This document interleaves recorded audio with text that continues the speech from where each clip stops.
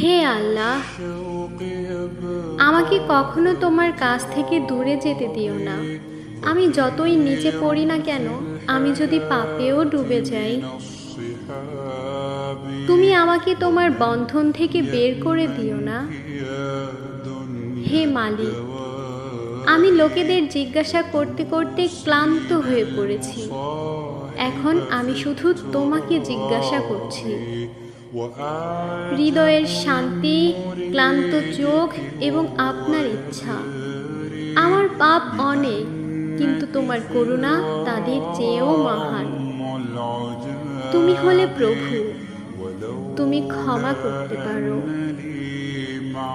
তুমি আমার পরিচয় পরিবর্তন করতে পারো, আমার ভাগ্যকেও, আমার পুরো জীবনটাকে।